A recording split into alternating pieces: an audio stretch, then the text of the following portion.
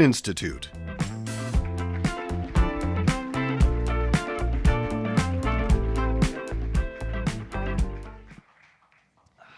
Good afternoon. So we're almost at the closing moments of it. So thank you all for your attention throughout the day today. This closing panel is called Building Resilient Communities. I think part of that resiliency is the ability to navigate changing economies and various political backdrops. But the other part is what constitutes a community and who feels included enough to participate in that notion of belonging to a community. We think of resilient communities addressing things like job growth and growing economies, access to capital, climate adaptation, a lot of the issues you spoke about today, and rethinking infrastructure to suit this new normal. So I want to start first by talking about whom does society task with doing what? So if I think of a continuum of philanthropy, business, and then governments, I think certain challenges can be stopped at the first stop. We can solve them for just philanthropic capital. Other things need to determine some sort of commercial and profit intention to draw enough capital and talent to solve the issue. And then the largest of problems tend to always need governmental intervention because they have scale and distribution. And like we just saw with COVID, around the world, governments needed to make the vaccine available to everyone and essentially free, and that skill resides with governments. But Marla, I want to start with you. So as the United States government is retrenching from some of this work, how do you think about the philanthropic sector engaging differently, and what do you see as within and outside its purview to solve? Yeah. So thank you, Rich, and it's a pleasure to be here. I've enjoyed the conversations over the course of the day, and in some ways this feels a little bit like a family reunion. Right? This is my crowd, these are my people, so it's a fantastic opportunity to be here and be a part of this community where I've spent so much of my career. When I think about where we are with the withdrawal and the major shifts in the public sector, what occurs to me is that this is a moment of what I would call actually sea change. And I don't know that we necessarily really fully appreciate the magnitude of what is happening. It's still early, it's still unfolding in real time. It is designed to be head spinning and it's working. And at the same time, we think about what it means for the way we work, right? We are mezzanine funders at the Skoll Foundation. That means we look for ideas, for innovation, for entrepreneurs, social entrepreneurs, that have demonstrated something that works, that have some traction, and that are looking to really spread and broaden their impact. And we think the destination is often the public sector, right? That this will become embraced by ministries of health around the world or departments of education around the world. And that is changing and may have gone away permanently.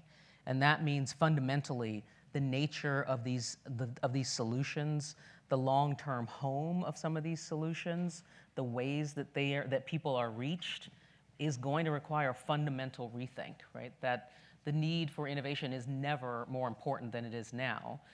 And there's a recognition that that handoff that we've been thinking about may no longer be quite as firm as we thought it was. So it means not just a rethink on the part of the entrepreneurs and the really committed nonprofit actors that we've been working with to rethink how they work. We have to rethink how we work and what that means for philanthropy, where we have not thought of ourselves as the permanent capital necessarily for some of these solutions, or that we are a part of a solution alongside a large public sector apparatus.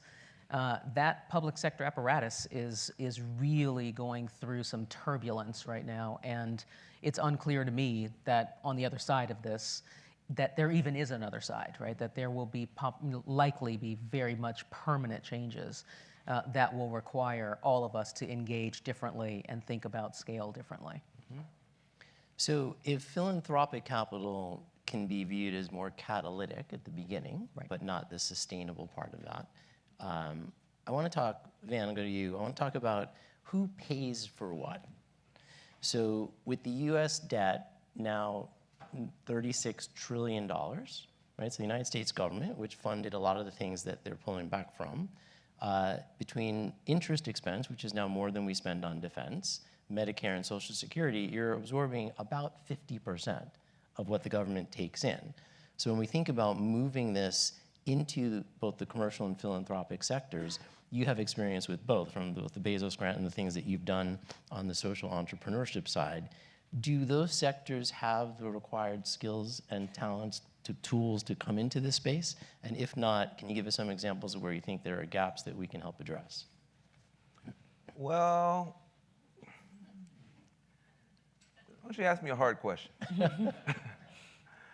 Look, I want to just take a little bit of a step back because your point is more powerful than maybe you intended. This is a time of real sea change, and it's not just that Western governments are being convulsed by a wave of populism and authoritarianism, which means they may not be partners for the kind of progress that we've expected from Western governments. They may not even be partners for the social safety net in the way that we expected from Western governments. That's a part of the story. I just want to add to that story. So you got to look away from governments, you look toward the private sector. But the private sector is also being convulsed by technology, a wave of technological change, AI, biotech, et cetera, on a planet that's being convulsed by ecological change. Inside societies are being convulsed by demographic changes. Change is hard. Change is hard. And without good leadership, change is scary. And when people get scared, they make very terrible decisions. And so you've got to take seriously the idea that we're probably witnessing the emergence of a new human civilization. I'll say that again.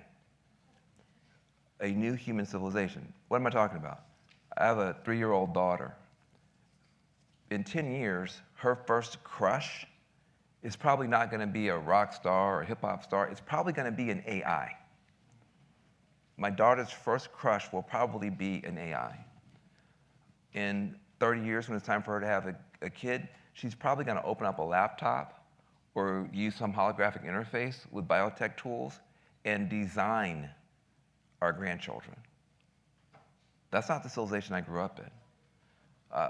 When she dies, heaven forbid, in 80 years, 100 years or more, she may be buried on the moon or on Mars. We will be a fully space-faring civilization. In other words, my daughter is going to grow up in a different human civilization than the one I was born in. And she's almost certainly going to grow up in a different political arrangement than the one I was born into. And that puts a tremendous amount of responsibility on us. Because is this new human civilization going to be human? And is it going to be civilized? Really comes down to people in this room over the next 10 to 15 years. And so when you ask me how to solve these particular questions, I look to technology. I look to the private sector. I look to technology. I no longer believe that the future is being written in laws in Washington, D.C. I believe the future is being written in computer code in Silicon Valley and in Austin and Boston and in satellites. And if that's true, the change makers are no longer lawyers like myself, political officials like I used to be. The actual change makers are, right now, even in Washington, D.C., 19-year-old kids with laptops running into agencies and jacking themselves into America's data systems. Now, I don't think that anybody in philanthropy or in politics has thought through the implications that Silicon Valley, that ate Hollywood alive with its streaming services, and then ate Wall Street, is trying to eat Wall Street alive with crypto and DeFi, is now eating Washington, D.C. That is the power of technology. Now, if that's true, any solution, I'm going to be radical here, any solution that's designed to help people who are poor, people who are marginal, people who have been overlooked and underestimated, that doesn't start with technology, I think is doomed to fail. And that's why my team, we launched a campaign a year and a half ago with will.i.am, trying to get Black and brown and overlooked and underestimated communities to look to technology as a solution and not just a problem. There's too much AI is going to take your job. AI is going to be racist. AI this, AI that, and there's not enough talk about the potential that AI could be a hand grenade or it could be a jetpack. If you give community groups, small businesses, and students early access to these tools, maybe it's a jetpack. So will.i.am and myself launched a campaign called Make Wakanda Real. See? Now, that's hopeful because Wakanda is a Black nation in the superhero universe. It has technology being used for superheroic purposes, nobly, by people who care. I think that we have an imagination gap. It's not just a funding gap that we do, a capital gap that we do, a political gap that we do. I think we have an imagination gap when it comes to how we're going to solve these problems. And I think breakdowns can become breakthroughs when we use them right. There's a massive breakdown. There's still a chance if we use technology for a breakthrough. So there's a bit to unpack there. I want to first go to Marla, because I think what Van is saying is correct about rethinking the philanthropic space broadly. Yep. I don't think people appreciate the scale. Just in the United States, every year some $500 billion is given away to charitable causes. That means every couple of years, $1 trillion is going towards funding. Now, whether it's efficiently done or not is another story. Yep. But I think as we think through changes in that space, Marla, that notion of historic, I write you a check, needs to be revisited with all sorts of other tools that are out there, like loan guarantees and backstops that actually speak to the recyclability of philanthropic capital, particularly if more of the need is going to have to be addressed from that column. So how do you think about what's happening in the philanthropic space? And to Van's point, what role does technology play? Yeah, I share the sentiment on ask me a hard question. And maybe, Wakanda can be financed by some part of philanthropy. I don't know. We'll see. I think, but I do think that what we're getting toward is the need for all of these sectors to come together, right? That there is a need for philanthropic capital. There's a need for the public sector to figure out what its role will be.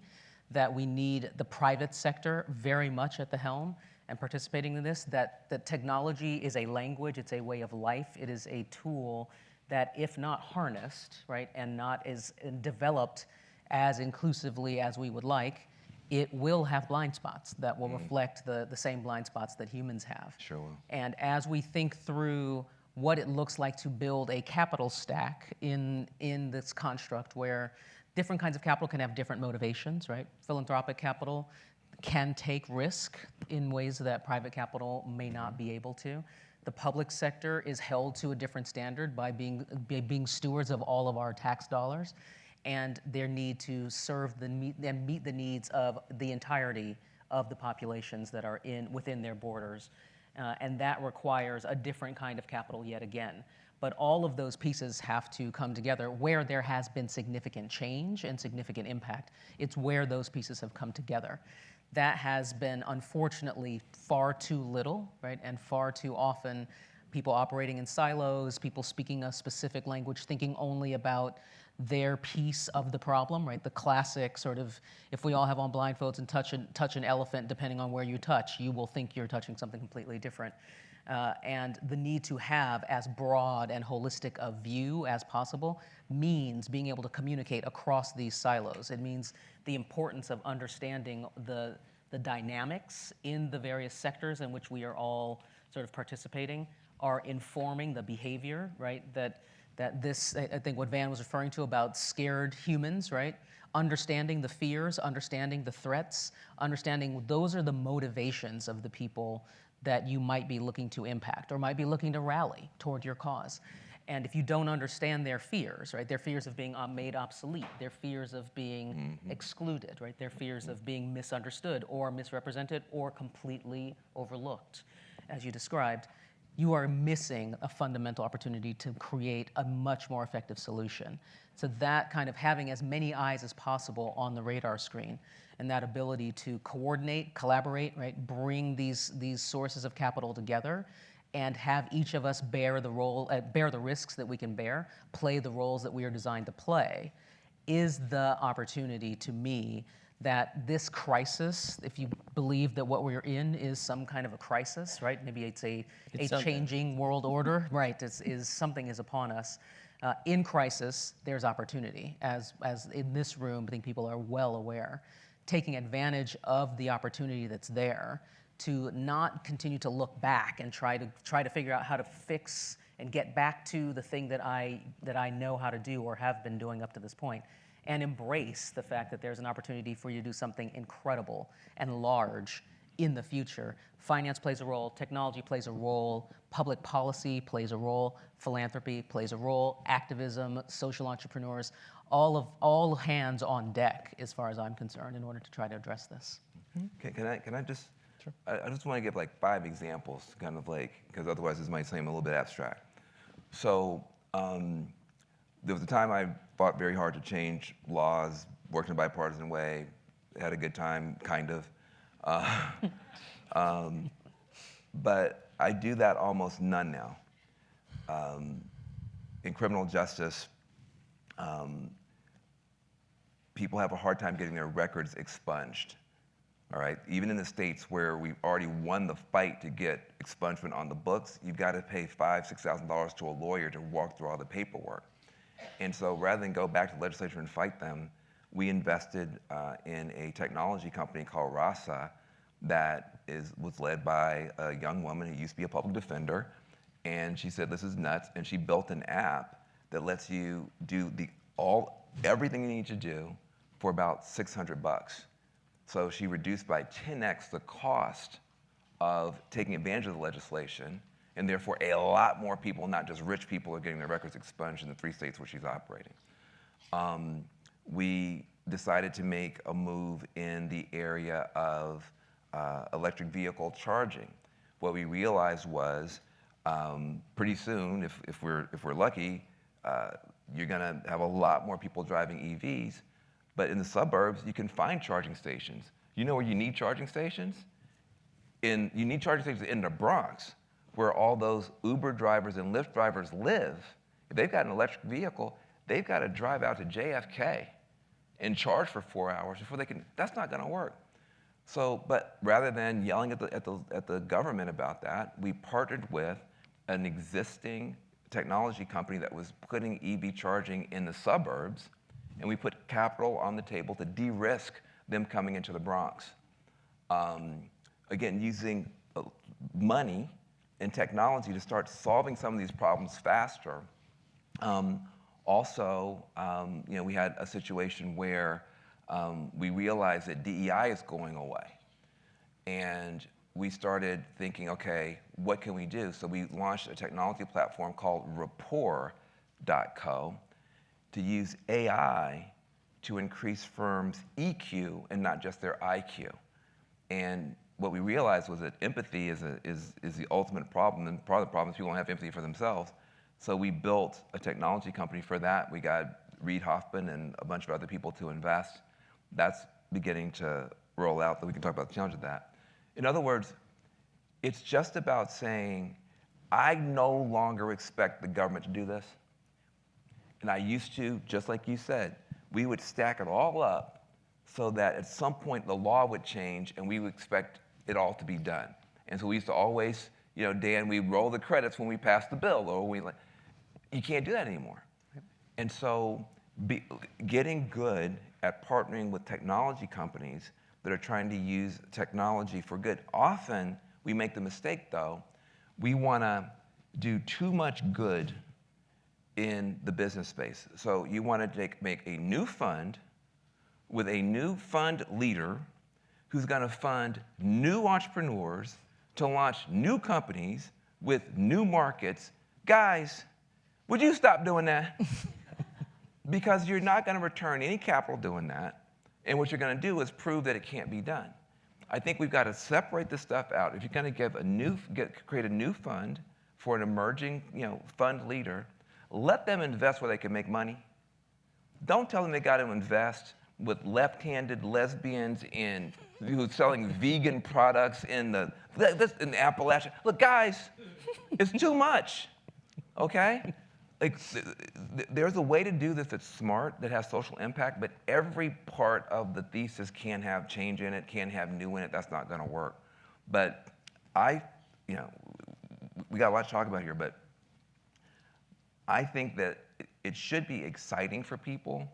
If you've got philanthropic capital, you can partner in a very smart way, not necessarily anymore or always and only with the grassroots organizer. There's a grassroots technologist. There's a completely different mindset and approach that you might be able to get to a lot more people faster looking for that. And you can also have the grassroots organizer as well, but don't leave out those grassroots technologists. So let's stay on that for a second with the left-handed lesbians, because I think, this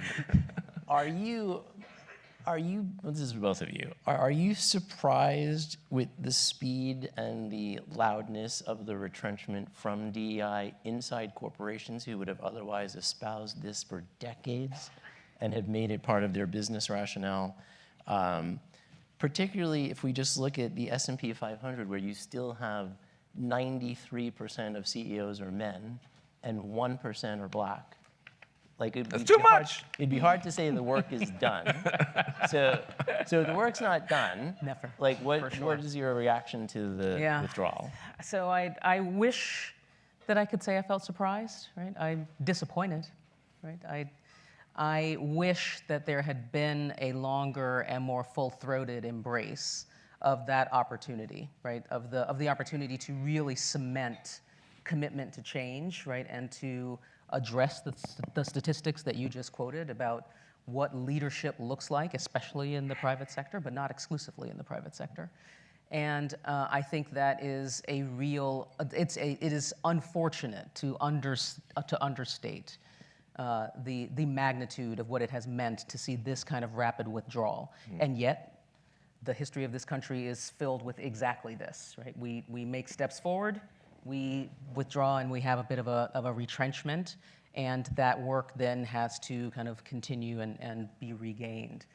I think about this a lot, right? Lead an organization, we face the same challenges and pressures and issues that you're talking about, and that are motivating even the good actors, right, and the true believers and the people that want to embrace in the private sector, and feel concerned about what it might mean for them, what it might mean for their government contracts if they have them, what it might mean for being on the other side of an organization or leader that has demonstrated willingness to be quite petty, right, like, and honestly, and be willing to kind of strike against people. And with all of that being said, I categorically and fundamentally refuse to accept the basic premise that somehow merit and inclusion are in contradiction with each other. Thank you. I think that's a flat-out ridiculous falsehood. That's right. Full stop. Right? Full stop. So my view is, and the view that's infused in our organization and in how we go about making our grant dollars, and also, importantly for foundations, right? We sit on a large endowment. We make decisions about where our endowment is invested, who we trust to invest our endowment dollars. I apply this same criteria there, that talent is distributed very broadly. Talent and capabilities distributed very broadly. Opportunity is highly concentrated. And it is our job to match talent with opportunity, wherever that talent might be resident. And I do not for a single second believe that going and looking for that talent somehow makes it weaker or is somehow a problem for that someone is somehow being excluded. In fact, what we're actually enabling is a better outcome for all of us by bringing the talent to the places where it can thrive. That's right. And where it otherwise might not have received any sunshine or coaching or cultivation in order to be able to live into its full potential. And that for us means we go into the Amazon basin, right, where we work on preventing deforestation. We go to the Amazon basin, we fund indigenous people that live on that land, that have been on that land for generations. Thank God. They know how to protect it, they know how to preserve it. It is a matter of course for them. It's not something new. It's not something they have to learn. It has demonstrated the highest efficacy, and they are empowered to understand and solve the problems that they need to solve themselves. What we provide is just a little bit of fuel, right, to enable them to do it. And then, you obviously have extensive media experience.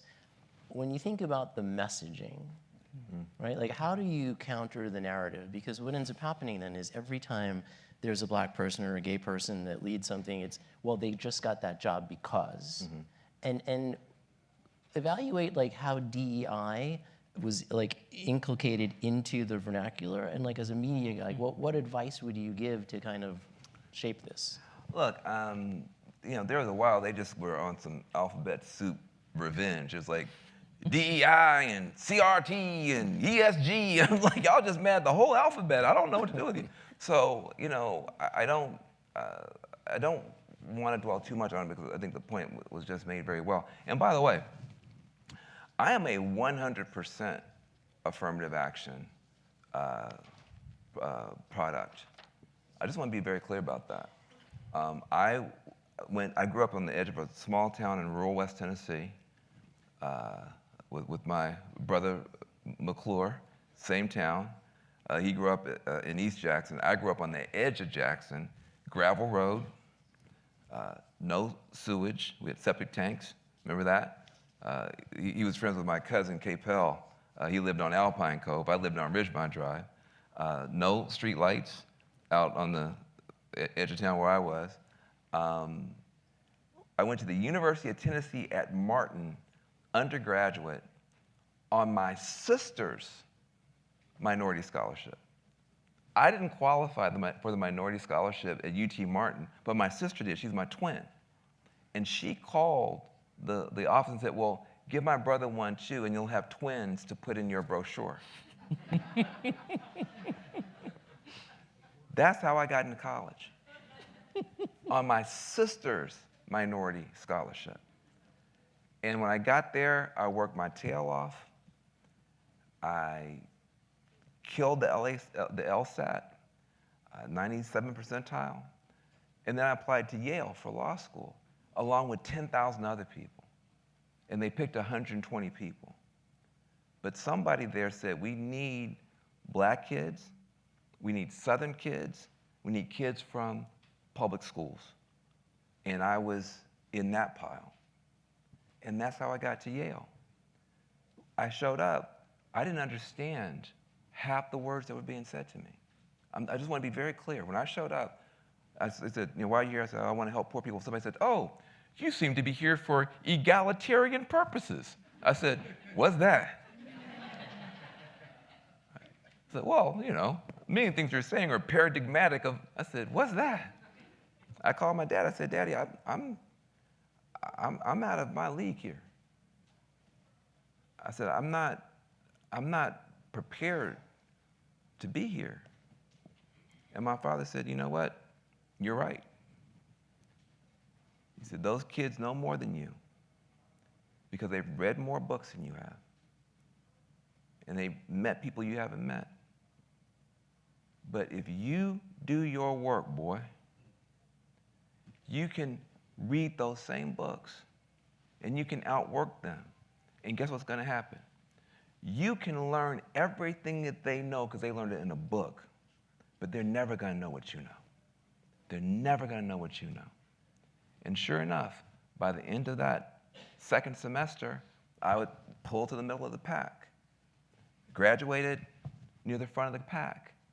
Have gone out and done a lot of good things. But I left to the quote-unquote meritorious system that was there, I wouldn't have even gotten to college. Now, maybe America would have been better or worse, I don't know.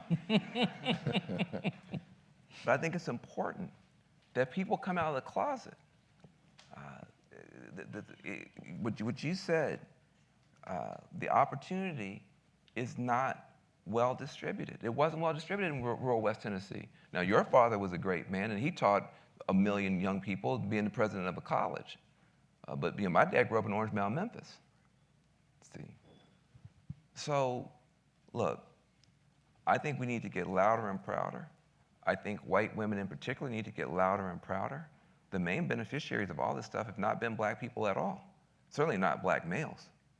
It's been mainly white women who've been surprisingly quiet during this whole thing. The last thing I want to say is, if I can just abuse my privilege here, is there is a smarter way for us to talk about this going forward. I just want to say that. Whether it was by overstatement or lack of nuance or things being pulled out of context, it started to sound like people like me had a message for straight white guys. And the message that it sounded like I had for straight white guys was this: hello, straight white guy. You suck. You suck. You are a bigot. You are a racist, either consciously or unconsciously. You pick. Follow me. And that just turned out to be less persuasive than maybe we initially thought. And so, to the extent that maybe that didn't work, I have a new message for my straight white male friends. You do not have enough stuff. You don't have enough stuff. If you're a straight white guy, you don't have enough money for your family. You don't have enough contracts. You don't have enough respect from your children, your grandchildren. You don't have enough ability to go around the world and do deals and come back home. I want you to have more stuff. In order for you to have more stuff, you need more partners. You need to be in high performance collaboration with all kinds of people around the world. And I want you to have those skills. You know why? Because when you have those skills, you're going to be better off. Oh, and by the way, those skills are called DEI, motherfucker. So,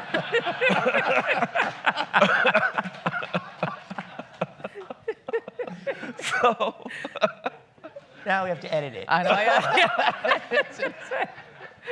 But my point is, if you try to sell a product saying you have too much stuff, you suck, I'm going to take it from you so I can be happy, somebody may not want to buy that product. But what she said is true. It's the companies that have the diversity that are winning. It's the companies that know how to work with everybody that are winning. We put the emphasis on the wrong syllable here, okay? We need to be leading with the benefit to everybody. I want win-win, high-performance collaboration. I think when progressives say we're going to change the world by changing your values as opposed to stressing my value, I think we sometimes miss an opportunity. I know you will be better off if I'm on your team because I'm bad, man. And I bring stuff to the table that's hard to get. I'm valuable. And I want you to win as my partner. I don't want you to be my partner so I can take something from you. I want you to be my partner so I can give something to you, and I can get something as well, and we can both be better off. When we start talking more like that, I think we're going to take away some of the weapons that have been used against us. And part of it is all of us being a little bit louder and prouder about what we know DEI has brought to us. Okay. Very good. Thank you. So I want to close out the day on something optimistic and forward-looking. Mm-hmm. So we at the Milken Institute are opening up the Center for Advancing the American Dream, as you know. Part of that, we are filming 10,000 individual stories. And as I watch many of these, I'm always taken by the fact that in nearly every one, there's one person who believed in you. Mm-hmm. And you go back to that touchstone as one of the things that was very important to your success going forward. So I want to ask each of you, who was that person for you?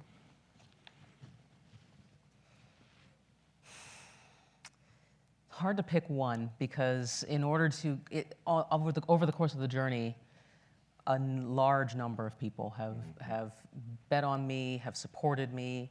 I am the same affirmative action baby that he just mentioned as well.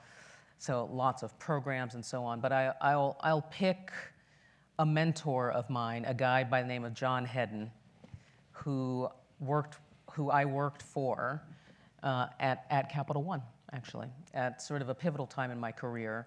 And he positioned me to lead something inside of that organization that I did not want to lead.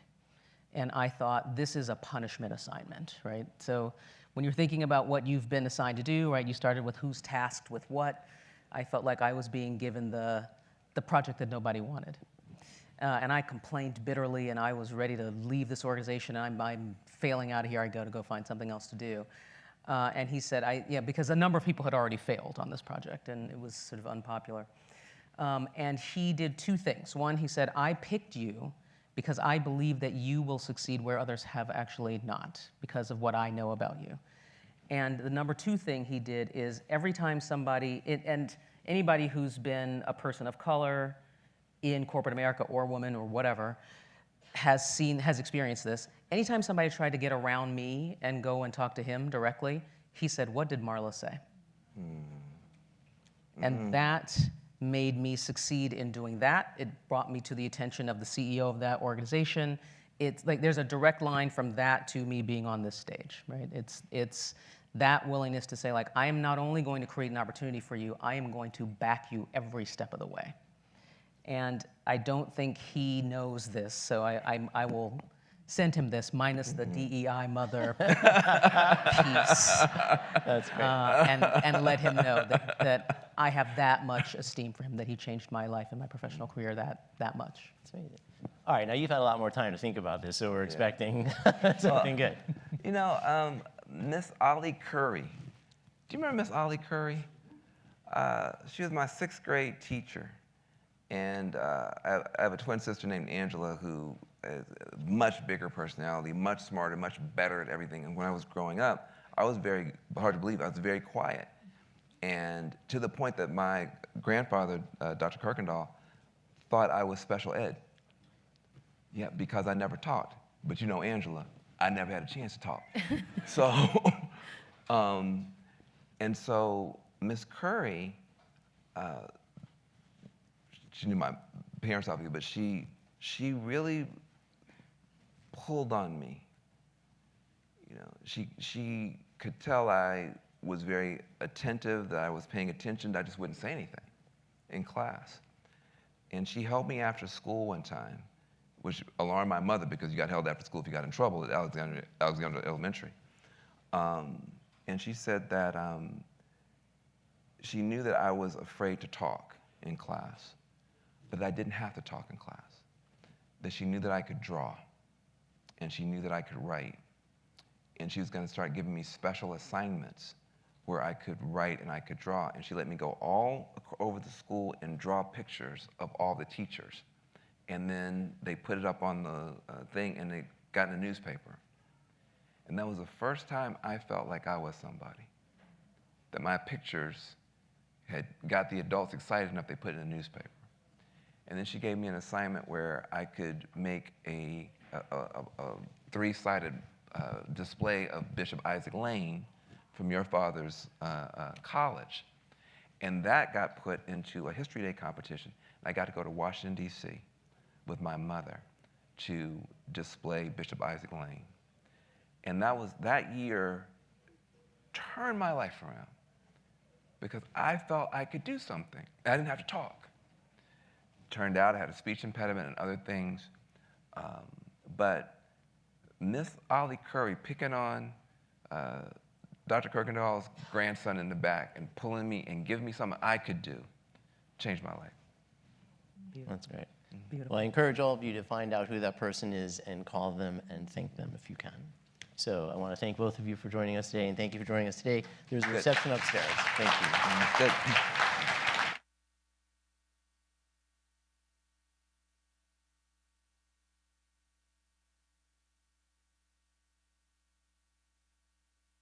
Thank you for attending the Milken Institute Finance Forum. We hope you found your time and participation meaningful and productive. We look forward to seeing you at a future event.